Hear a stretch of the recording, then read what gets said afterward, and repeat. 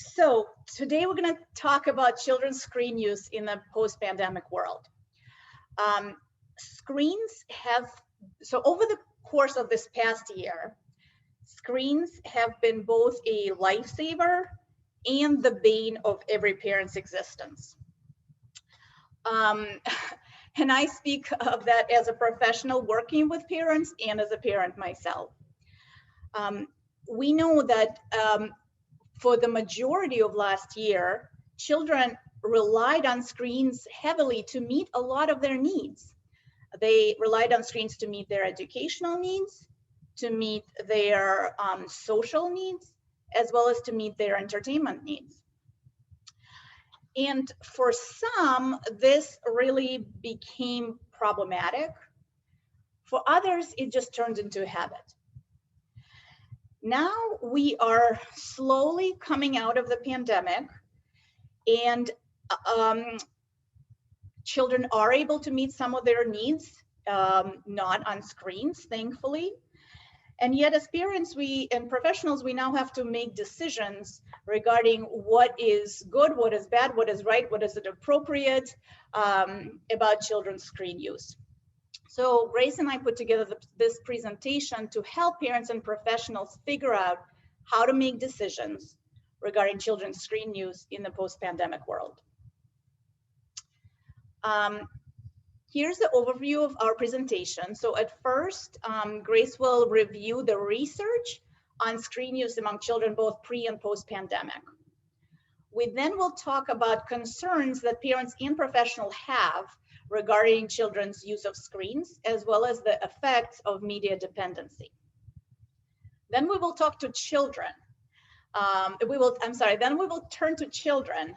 We actually talk to children to see what they get out of using screens. And finally, we will put it all together and guide parents and professionals through the decision-making process about children's screen use. And now I will turn to Grace to review the research. So even before the start of the COVID-19 pandemic, screen usage amongst children had been on a steady incline. As you can see in figure F on the left in the latest pre-pandemic data collected at the beginning of 2020 before the pandemic, the daily average screen use among 0 to 8-year-olds had increased substantially in the last 5 to 7 years for children from lower income families. While for higher income families, there are also gradual increases. For all, screen time continues to rise. And on the right in figure 2, this data collected in 2019 compared smartphone ownership by age, and it shows how every age group from age 8 to 18, smartphone ownership has increased dramatically when compared to 2015. Pre-pandemic, the recommendations on screen time usage amongst children were already pretty vague, especially as children get older. In 2016, the American Academy of Pediatrics released their recommendations on screen time for children 0 to 18 years old. While there are more specific restrictions for younger children, the limits for older children become vague and more unclear as concerns shift from the cognitive effects that screens may have on younger children to the effects of and influence of content and messaging for older children. And although they haven't updated their recommendations, it's obvious over the course of the past year, it has been almost impossible for parents to adhere to these restrictions. This is the actual screen time use pre-pandemic, compiling the latest data. This graph shows the daily average time spent on screens within each age group. So as you can see, as age increases, so does the amount of screen time. However, it's important to note that although these are just the averages, in the 8 to 12 year age group for tweens, 15% of tweens spent more than 9 hours on screens daily. And for teens, 29% of teens spent more than 9 hours daily on screens. And this is all pre-pandemic, before the introduction of remote schooling.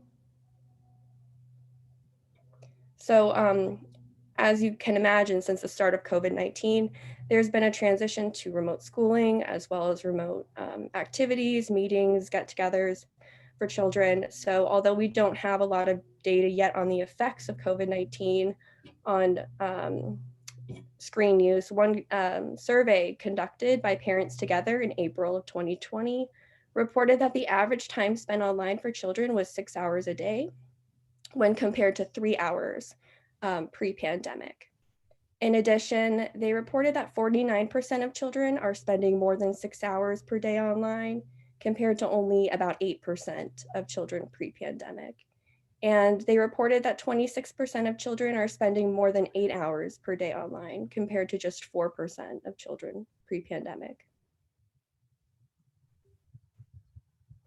So, what does it all mean?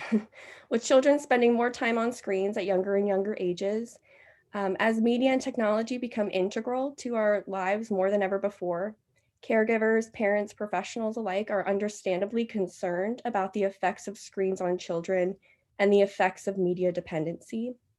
So, developed in 1976, media dependency theory was created to attempt to explain the relationship one has with media in terms of both the needs that are being met by media as well as the effects of media dependency. So the basis of media dependency theory states that the more an individual relies on media to meet their needs, the more they will become dependent on it. Interestingly enough, when we talk to children about why they enjoy being on screens, the reasons they gave were reflected of the needs that media fulfills in media dependency theory. And when we talk to caregivers about their reasons for being concerned, their answers echoed the effects of media dependency as outlined in media dependency theory. Okay, so we talked to parents and professionals and asked them about what they're most worried about regarding their children's use of screens. And there are three types of concerns. And the concerns are regarding the cognitive effects of screen use, the emotional effects of screen use, and the behavioral effects of screen use. And we're going to talk about each of them in more detail. So the first type of concern is the cognitive effects. For many caregivers, the type of content that captivates children can be concerning and confusing. The problem with a child going on YouTube or a TikTok or any other platform like that, social media platform, is that unless I'm constantly behind my child's back watching what she's watching, I have no idea what type of content she is exposed to. And I'm not able to control and monitor to make sure that I think that this content is age appropriate, educational, meaningful, and so on. So, parents and professionals are concerned about the type of content that the children are exposed to. So is the content appropriate or inappropriate for their age and developmental level? Is it violent? Is it scary or disturbing? Is there sexual content, again, that is inappropriate for their age and developmental level? Is it a waste of time?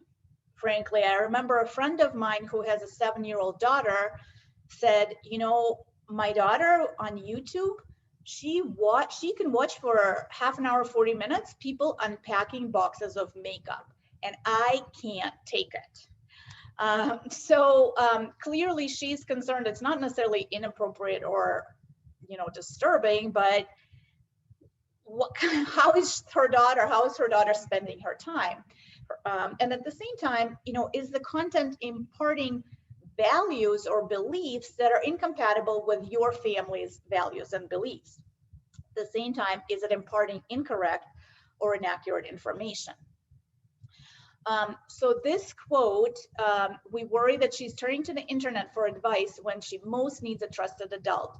This is from an adult, this is from a parent that I saw in my practice. This parent's daughter was 11, almost 12, and she had a lot of questions about her identity, about her changing body. She was just starting to go through puberty, about her feelings regarding her body, her going through puberty. She had a lot of these questions, and instead of talking to her parents or to a teacher or to a counselor, she was posting her questions anonymously on a variety of platforms.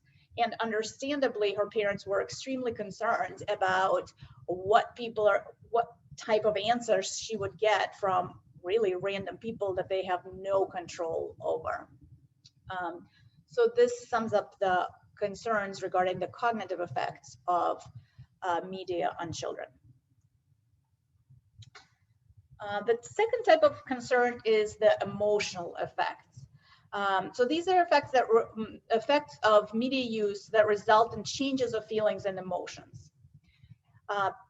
Parents and professionals alike worry that children may be exposed to violent or disturbing content. And they worry that because of that, children will become numb or desensitized to this type of content.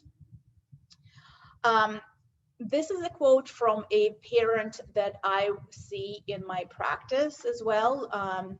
This young boy is 12, and he had, in real life, this boy has so many fears, so many worries and fears. He is afraid to speak up in class because he's afraid that he'll say something wrong and will be laughed at. He is afraid to sit in the middle of the classroom because it kind of makes him feel unprotected in his environment. He was afraid to go back to in-person school after being remote. He has fears that overwhelm him every day. And yet when he shows me some of the video games that he plays, and I watch part of our sessions, we watch these videos together. And I'm thinking, gosh, if I watched this type of content before going to bed, I would have nightmares all night long. And he is completely unfazed. And I asked him, I'm like, aren't you creeped out by these crazy, scary, disturbing images? And he's like, nah, not really. So the question comes, how is he able to somehow disconnect his emotions while being online versus his emotions in real life? And what does that do? What does that disconnect do for this young boy in terms of experiencing and tolerating his emotions in real life?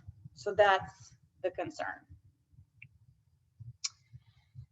And finally, there's concerns about the behavioral effects of screen use.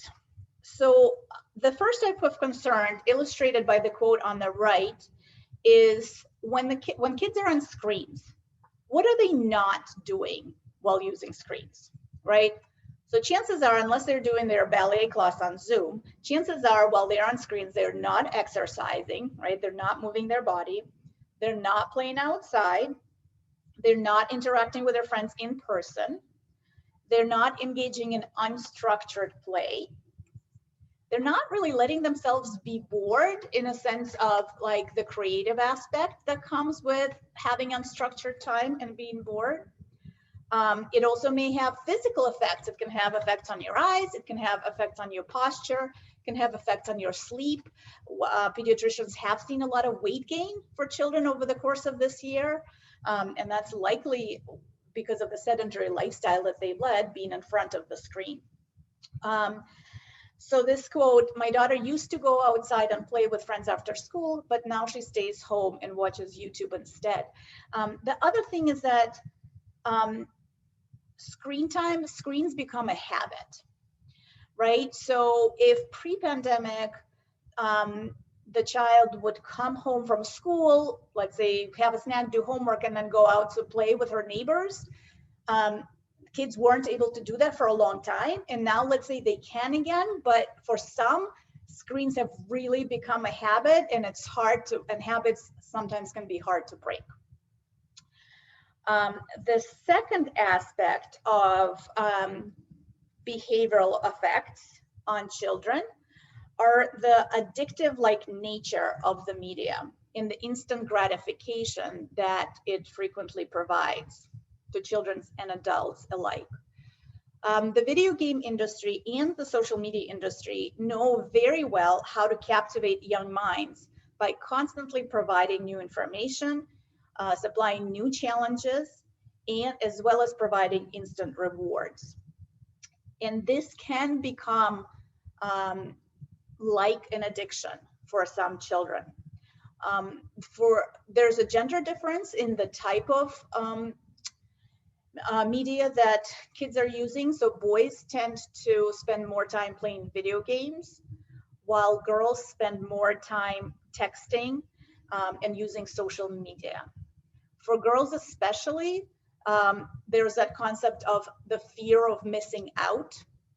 So I was talking to one 13-year-old girl in my practice and to her mom, and the concern was that she was constantly on her phone and she was taking her phone to bed. And up until really late at night, she kept checking her phone because she was worried that if she put her phone away or turned off her phone for the night, somebody would post something or her friend would text her or something would happen online that she will miss and she won't know about. And that was causing all kinds of problems for her sleep schedule. Similar with this quote, this is a quote of a 16-year-old boy from a parent of a 16-year-old boy. And they said, this mother told me, you know, I really think my son is addicted to the computer. And I said, well, what do you mean? Like, why do you say he's addicted? What does that look like? And she said, well, if we don't shut off the internet for the night, our 16-year-old will stay up all night playing video games. He will never sleep. And I said, you know, you're right. To me, that does cross a line of just a habit into something that is quite concerning and needs to be addressed. So now that I scared you with all of these clinical scenarios, you're probably ready to go home and turn off the internet forever and throw away your child's cell phone and hide their iPad and never turn on screens again. But wait, don't do that yet.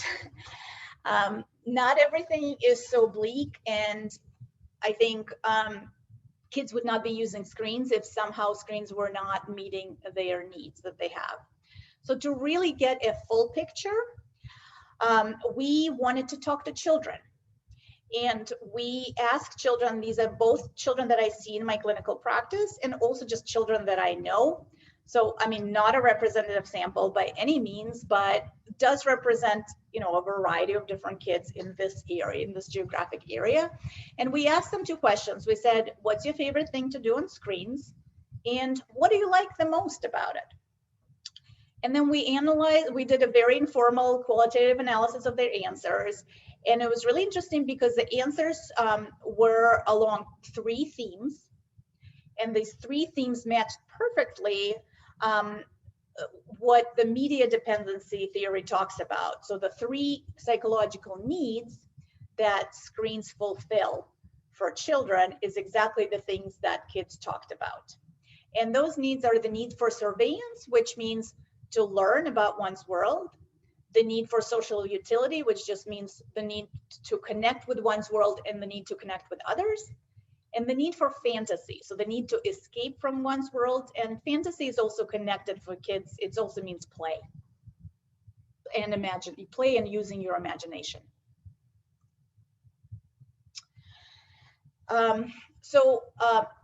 Lots of kids actually talked about the fact that they learn a lot from using screens. This is a quote from an 8-year-old girl, and she said, travel vlogs are very interesting to see different worlds, different people, how the perspective is from their point of view. Now, remember, this is during the pandemic where nobody was traveling anywhere, right? And you were literally inside your house. So for a lot of kids, seeing these other countries, other cities, that was a way for them to really, you know, get out of your room and see something different. And then the same 8-year-old girl was saying, you know, I watch interesting and educational stuff like What's the hottest river in the world? I like watching videos about interesting people and interesting cultures. So, not all screens are bad, and kids do gain information and do gain knowledge from using screens. And in fact, I think Grace and I were talking about that there's research that in the past, I'm not sure, maybe decade, kids' vocabulary on average has increased, and people really think that because they're exposed to so much information online, that they are picking it up, and in that sense, they're actually becoming smarter. So the second theme that kids talked about is social utility. So the need to connect with others, the need to connect with one's world. We have to remember that during this past year, the screens played a tremendous role, a crucial role in children's ability to actually maintain connections with their peers, with their extended family members, and with other important adults in their lives, such as teachers, coaches, and so on. All the children that we talked about mentioned the fact that they use screens to connect with others. So this is a quote from an 11-year-old boy who said that when playing Minecraft, you can play with friends, you can play with people, there's communities, a lot of games you can connect with people. You could even make friends while gaming. In survival mode, it's fun to play with a community and work together. So again, some screens, a group of friends can be creating a world together in Minecraft, and that fulfills their need for connectedness. It's creative, and honestly, it's really not that bad, right? There's good things about it too. Okay.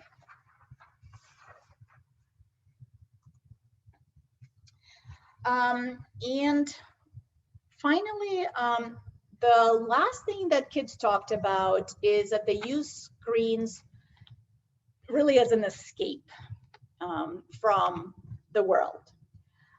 We have to remember that the pandemic that this has been a really tough year, both for adults and for kids. The pandemic brought on a lot of abrupt changes for children. There were a lot of stressors in many families, from family members' illness or even death to job loss, financial difficulties, food insecurity, separation from extended family members. I mean, I don't need to tell you, it's been a tough year. And children, just like adults, sometimes need to just leave all those stressors behind and immerse themselves in a world of fantasy. And of course, right now, all the video games, the social media, they provide so many opportunities for escape.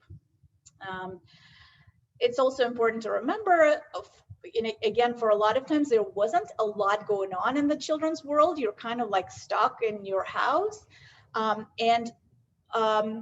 Some kids really found a way to immerse themselves into an imaginary world. So I know kids who became really into Harry Potter. Here's a whole world that opens up in front of you, or anime, or Minecraft. You can build your own world in Minecraft, and lots of things are happening. So some kids really use screens as a way to cope with all the stressors that were going on around them.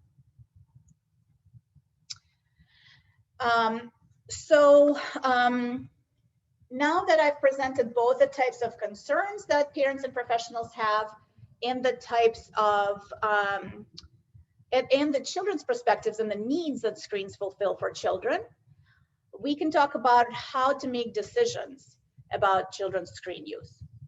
And in order to make decisions, we have to consider three types of factors: child factors, content, and context. So we have to consider individual child factors, which is the individual characteristics of the person using the screens. Not all kids are the same, and not all kids have the same relationship to screen use. So you want to consider, obviously, their age,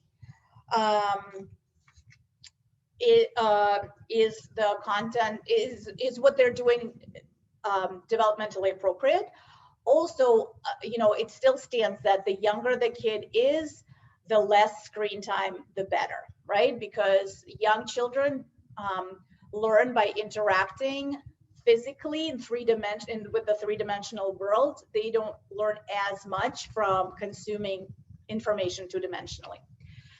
We have to consider their attention span. So is the kid, when a kid is using screen, are they really paying attention, or are they kind of like zoned out in front of the screen? And if they're zoned out, it's probably time to turn it off. We have to consider their temperament and ability to regulate their emotions. So I was talking to a parent of a 4-year-old boy, and they said, we can sit our son in front of a screen for like a good hour, and it'll give us a break, and it'll work as a babysitter. But we will pay for it afterwards because there will be a temper tantrum afterwards when we do that. And so some kids, there's something about sitting in front of the screen and being inundated with all the information that it really does dysregulate them afterwards, and they have a really hard time both turning off the screens and also transitioning to a different activity following screen use. And so if that's your kid, then you need to consider that in making decisions about their screen use. And also we have to think about their maturity level and their media literacy skills. So do you trust your child to be able to think critically about the content that they are consuming? Do they have good judgment to say, this is not a good site, okay, I'm going to watch the site, but I don't believe what this guy is saying, right? This is not a trustworthy person giving me this information. So that's another thing that you have to consider. The second type of factors is the content. We have to obviously consider the content, and we talked about that. So is the content age appropriate? Is it creative, or can they be creative with it? Is it educational? Is it meaningful? Or on the other hand, is it violent or disturbing? Does it provide, is information it provides accurate? Is the content in line with your family's values and beliefs? And again, you have to remember the purpose of the content. So what are they trying to do? Are they trying to sell you something? Are they trying to impart their particular beliefs on you? What are they trying to do? Or convince you of something? You want to think about who made the content. So do you trust that person who made the content? And what is the message of the content that they are watching? And finally, we have to consider the context in which the child is using screens. And this is the when, where, and with whom, right? So we have to consider the time and place that the child is using the media. I don't care how educational or meaningful the content is. If a 9-year-old kid is watching it at 2 o'clock in the morning, it's time to turn it off. It's not a good thing, right? And the place too, okay, maybe there's an important message from a friend, but you know what, right now we're all having dinner, we're trying to have a conversation, so it's not time and place to use screens. Is it passive or active screen use? So are they just receiving the information, or are they actually doing something, creating something? Are they using the media alone or collaboratively? So are they alone and they're using screens to withdraw, or are they playing together with friends and really using screens to connect? That's an important question to ask. And finally, we have to consider the emotions that are being elicited through the media use. So after your child uses screens, are they relaxed, happy, interested, and excited, wanting to share something that they did or that they learned? Or do they seem stressed? Do they seem scared or disturbed? Do they seem just kind of like numbed out or zoned out, right? So you really have to pay attention of how they are after they've been using screens, and you can make your decision that way.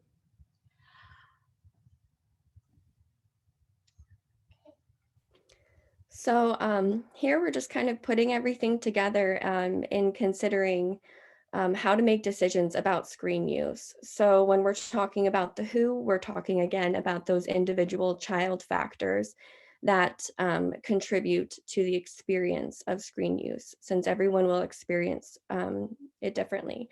Again, the what, the content, what are they watching, and when and where, the context in which they're watching them.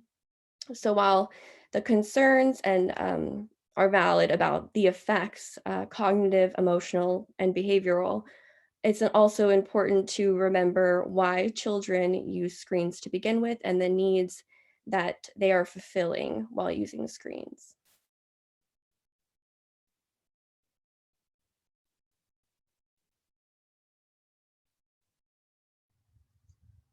I don't know, it's like, sorry, it's stuck.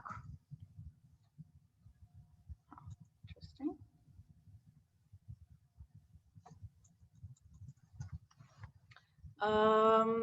Okay, hold on. Give me 1 second. I don't know what's going on and why it's stuck.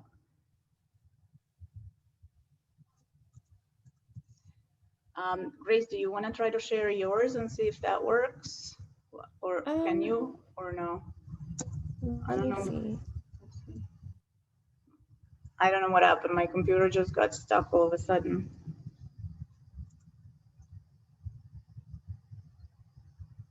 We only have like 3 slides, Matt. I don't know what happened. This is the intermission. We Wait, scheduled this. hold on. I think Grace can get it. All right, it's come. All right, thank you. We're back on. Okay. So some general tips and guidelines to remember when making decisions about your children's screen use. We compiled a list of general tips and put them into 3 categories. So educate, make sure you set clear expectations and guidelines for media use and that the children understand those guidelines. Be mindful of how you model media use in front of children and discuss the purpose of media as tools, of one of many tools for learning. Engaging with children and participating with them in the use of screens is really important. Joint media engagement enhances the experience of learning while on screens for children. Talking to children also about those media literacy skills, advertisements, the purpose of them, what the source of the media is and whether to trust it or not, and trying to gain an understanding of the purpose and the needs that media fulfills in children's lives. Also encouraging and participating in time away from screens together is important. Finally, setting limits. You want to encourage breaks from screens every once in a while and making sure that you can limit screen times at least 1 hour before bed so that it doesn't affect sleep. Turning off screens during mealtime and other family time and having that designated time where you know that screens are going to be put away for the time, and turning off background screens to limit the use of multiple screens at once. Finally, Dr. Dashevsky and I created a resource to help remember this information and also to help problem solve and use a collaborative problem solving method when making decisions about screen time with your children. On the first page, you can see everything we talked about is nice and concise, important questions to ask yourself when considering screen time use. And on the back, we have a collaborative problem solving method in which you think about the children's need for the media using media dependency theory, as well as the effects that you're concerned about, and coming up with solutions to help find that balance that both satisfies the caregiver's concern and meets the child's needs. Go ahead. Yeah, go ahead. Yeah, I just really quickly wanted to take you through. So the first page is pretty self-explanatory, we talked about. And then the second page really just, you want as a parent or as a professional, you want to first ask yourself, what is my main concern about my child's using screens? It could be more than one, but what's really I'm the most worried about? Then you want to talk to your child and really try to understand what they're getting out of the use of screens. So for example, let's say for my friend who was mostly concerned that her 7-year-old daughter was watching unpacking of boxes of makeup, her main concern was, well, it's a waste of time, or what this is just not educational, maybe the values that I don't want to impart to my daughter. So her solution was to limit access to YouTube at all. So her daughter could still, watch movies on Netflix or Amazon Prime, but there was no access to YouTube. Now, if my concern as a parent is the fact that my daughter doesn't know what to do with herself during her unstructured time, now that she got so used to doing screens, that kind of solution is not going to work, right? Because that's not going to solve my concerns. So I need to come up with a different solution. Then you want to try to understand your children's perspective. And again, like Grace said, then you can talk to your child and really try to come up with a solution collaboratively together with your child. And it may have to be a compromise. And the final thing I just want to say is, we as adults also had a tough year. And some of us as adults, I think we also, screens have become a part of our life, sometimes a little bit too much, right? We've also come to rely on screens over this past year. And we have to also look at ourselves too, and what are we modeling for our children, right? So if I'm coming home from work and I had a tough day at work and I right away go onto my phone and I do this while sitting, next to my daughter and having snack, maybe I also need to, maybe we have to do it collaboratively as a family, right? To look at our shared screen use and make changes together as a family.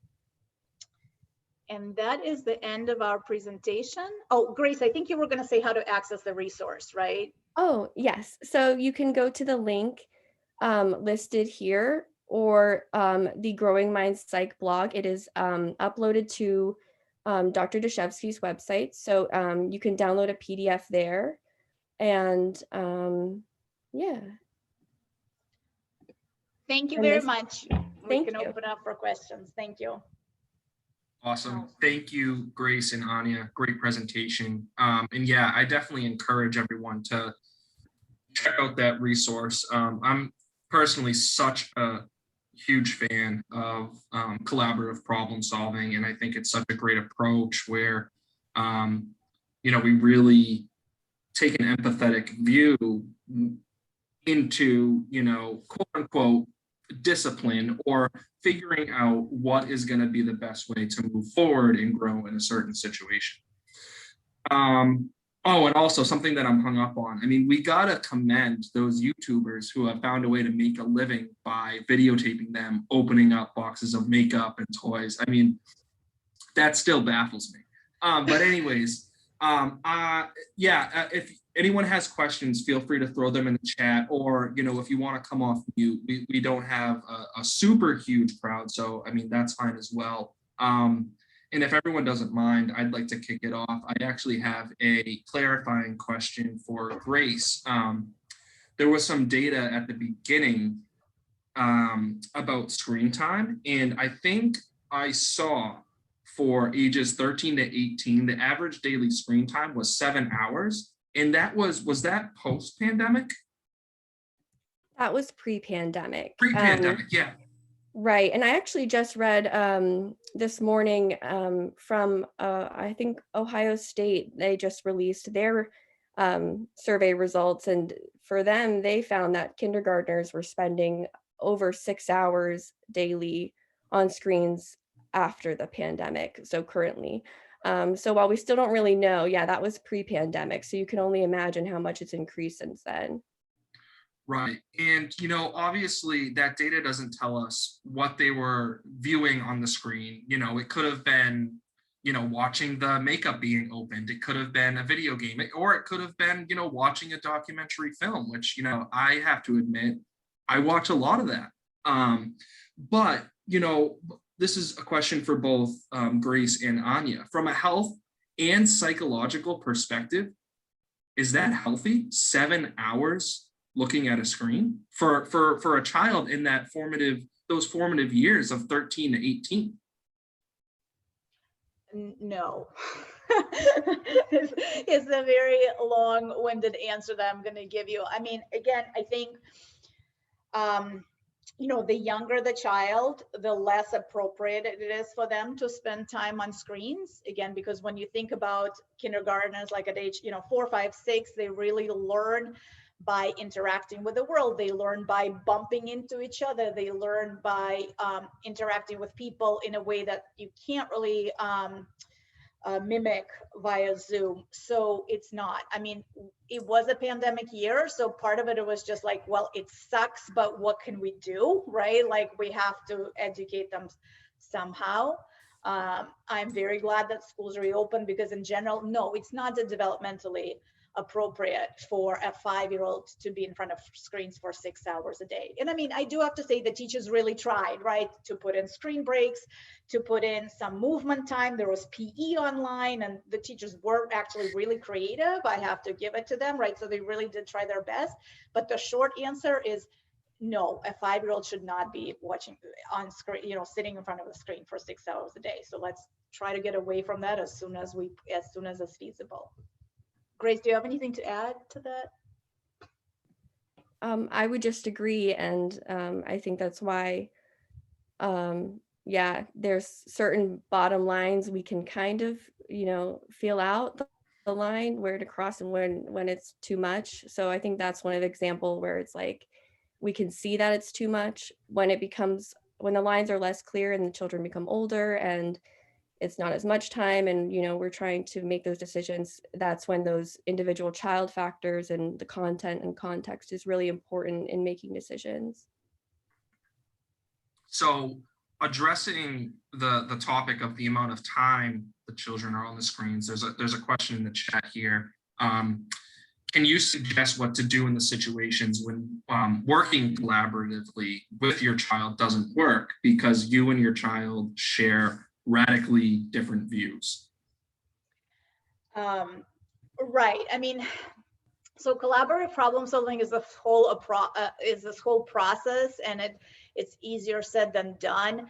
And there is like I'm actually certified, so I had to go through a lot of trainings, and I'm still learning, and it's not easy. There is a way to do it, so it works. So I don't have an easy answer in a sense that unless I know more about, right, what the child is like, what the adult is like, what the views are, I can't really totally help. I think the advice that I can give is really try to first listen to your child, because with adults, I think adults, we have a lot of worries, right? And we bring those worries to our conversations with children about screens. And I do the same thing. And we want to try to kind of like impose our will based on these worries that we have. And the children, they have a different perspective, right? So the first thing that I want to suggest is really talk to them. Well, what exactly are you doing? When, with who, like what is it? What is your perspective? Really try to listen with an open mind to their perspective and put your worries aside just for that time, right? Of trying to listen to the child in terms of what they're doing on screens, what they're getting out of screens, and so on. At the same time, I have to say it's okay to set certain expectations and certain limits like we discussed, right? So if you want to just say, no screen times after dinner, or no screen times after 9 p.m. or whatever it is, right? That's okay to just set that limit. And then again, based on the collaborative problem solving model, if the kid consistently fails to meet that expectations, then you can actually have the conversation about what the situation is and why. And that kind of a question built on this, like, what is your perspective, Anya, on spyware and monitoring apps and blocking apps for screens? Yeah, again, I think you have to know your child, right? I just had this conversation with the mother of a 7-year-old girl, and this girl has a lot of kind of lagging skills. She has a neuropsychological diagnosis, and she's in all remote school, and the parents started noticing that she was going into, well, first of all, searching the web during remote school, but also the types of content was kind of either somewhat disturbing or just really inappropriate. And that mother, so we could have approached it collaboratively, but that mother made the decision, look, this is a 7-year-old girl and she has challenges, she has some delays. I can't quite trust her to, at this point, to make appropriate decisions regarding what she's going to, and I can't monitor her all the time. So she made the decision to really just block everything unless she specifically allows the particular websites, right? Now, if you have a 14-year-old with a lot of, right, that you feel like you can trust, that would have been an inappropriate decision. Or, you know, again, for a teenager, that may be more of a conversation. So I think, and again, like the parents, I know a lot of parents who are really concerned about their teens, right? Like that girl who was posting anonymously about, you know, questions with her about her body and stuff like that. They were really monitoring at that point. They were monitoring all the history, because if you have a significant concern about your child's mental health, you know, or significant concern about who they're talking to, I think it is appropriate. And at the same time, you kind of have to think about what that's going to do to your relationship with your child, right? And how, so the answer is kind of, it depends, but in certain situations, it's appropriate. And could you also give us some guidance on how you can explain to a 10-year-old why screens aren't healthy? How do we really communicate that to someone who is maybe not a teenager yet, still in those younger elementary years? Sure. I mean, I think, you know, from the time they're in preschool, teachers talk and parents, we talk to kids about healthy things, right? We talk about like food that helps you grow. We talk about how we need to run around and play. So I think a 10-year-old is fully capable of understanding if you explain it in age-appropriate ways. So you can even say, so I think I would use that thing like, what are you not doing while you're on screens, right? So your body is not moving and you need to exercise, you need to run around and exercise so your muscles can be strong, you have lots of energy to play with your friends, to play sports or whatever it is that you like doing, right? When you're on screens, your eyes get really tired, and sometimes, you know, that's not good for your eyes. When you're on screens, your brain never really rests, right? Your brain just keeps going because you're receiving, well, you don't have to say like you're receiving the input, but like your brain doesn't really get a rest. And when you are just maybe taking a walk or, you know, swinging on a swing or even running with your friends, your brain can get a rest. Right. And even you can explain too about sleep too, right? The way the screens go into our eyes, the light of the screen, it makes it harder for us to fall asleep. So we want to make sure you get sleep. So again, you can wake up rested and have a good day at school and with your friends, right? So I think you absolutely can explain it in an age appropriate way too. I think, you know, a lot of it, you know, regardless of the age, is bridging the child's interests to what is healthy, you know. So, sorry, I'm just reading a question here. It would be interesting to hear stories of how you have worked with families to manage kids' screen time. And what are some of the success stories? Like, what are the kids doing instead of screens? I don't know if you can speak to anything on that. Right. Well, you know, so thankfully okay, there's a couple of things, right? There's a few of these really clinical cases where a child is depressed, a child is withdrawing, self-isolating, and they are using screens to maybe numb their feelings, to maybe escape from all the stressors, and then like some of the, you know, addictive like behaviors to me, that's more of a clinical case, and that underlying, whether it's depression or anxiety or what it is, that needs to be addressed. So that's kind of one piece.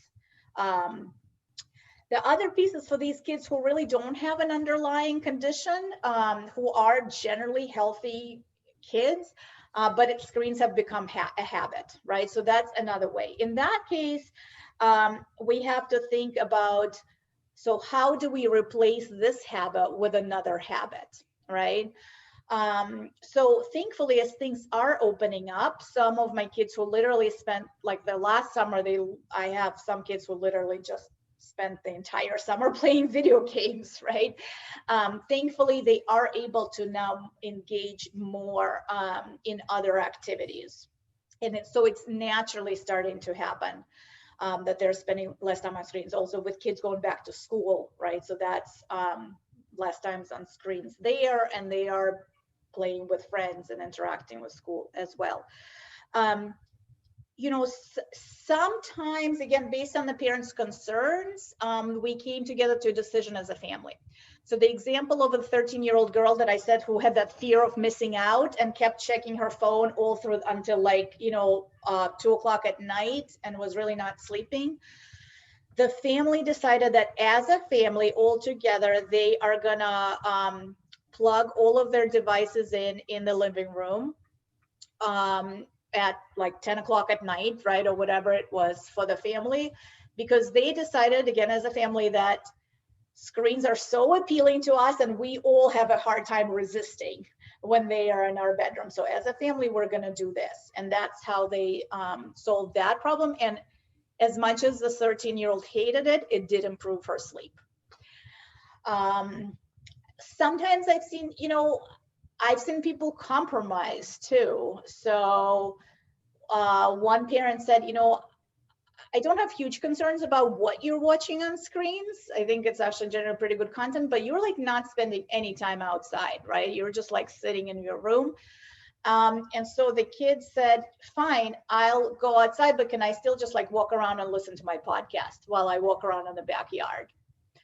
And the parent said, okay, I'd rather you go play basketball with your friends, but I don't really have concerns about, you do have friends and the content that you're using is okay. So I'm okay with that. I'm going to compromise on that. So these are just some examples from my practice. Great. And I know we have a few minutes left. I had something else I wanted to bring up too, but I'm going to give it like 30 seconds just in case anyone else has a question they want to put in the chat before we get towards the end here.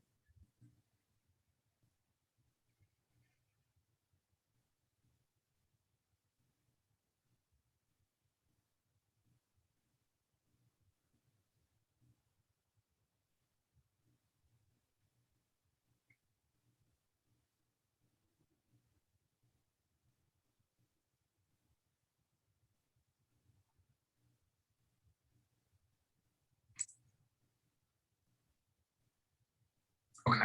That was actually really nice, just taking a few seconds to be quiet. I like that.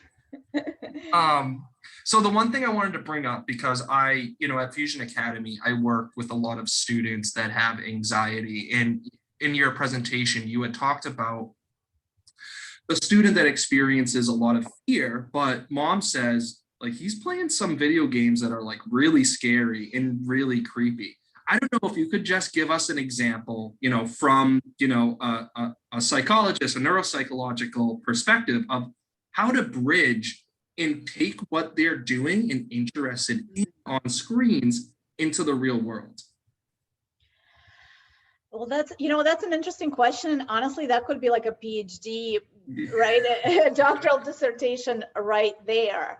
And I have 2 minutes, but it's interesting because the latest video that he was showing me, which is a video game that he's playing, I don't know, some of you may know, but it's called Scopophobia, which I looked up, and it means a fear of being stared at.